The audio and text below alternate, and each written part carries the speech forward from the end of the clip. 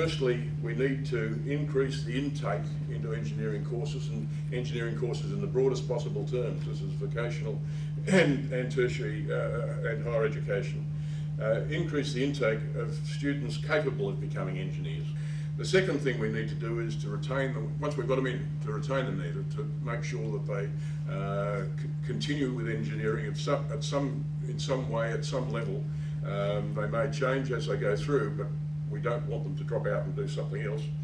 And then the third challenge is, once they've graduated, is to retain them working as engineers in the profession. So we need design engineers to do the design work. We employ a number of design engineers, but we actually commission the consulting engineers to do our permanent design. The staff are regularly poached by competitors with offers of significantly higher salaries, and we actually get people that will come to us and say, look, we don't want to leave, but we've just been offered 50% increase. And you say, well, how do they know what to offer? And they said they don't. They still have a nice suggestion. We'll give you 50% in terms of what you get now, we'll pay you that. So what it also means to us is that staff, we import staff into the country from overseas, and certainly we don't have anything against that, but it does come with the attendant additional recruitment costs and the time to get them here, because it usually takes probably on average about 6 months from once we've identified them and got them to agree that they're coming, to go through all the formalities of it. And that's with us having a block visa. I think we need to attract and keep more women in the profession, as we are limiting ourselves to half of the population. We need to make sure that there is a steady stream of projects, and I think this is something that governments and asset owners need to understand, that if they do it the old boom and bust, nobody wants to work in an industry where they're working for 12 months, they might even have 3 years and then they're out of it.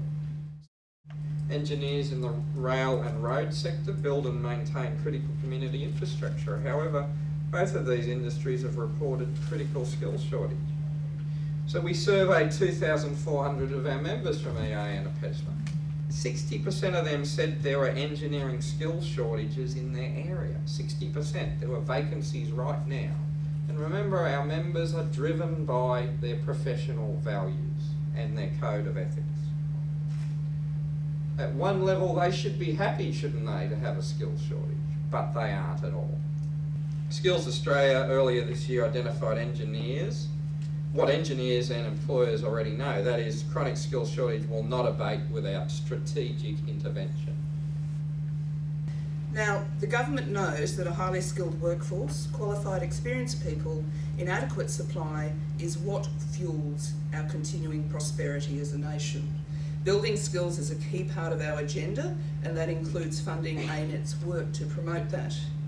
I can assure you that the report has opened my eyes to the extent of the challenge, and I look forward to seeing what I can do in my capacity as Parliamentary Secretary for School Education and Workplace Relations. And on that note, formally, the fun part, I formally launch this report. Thank you, Andrew.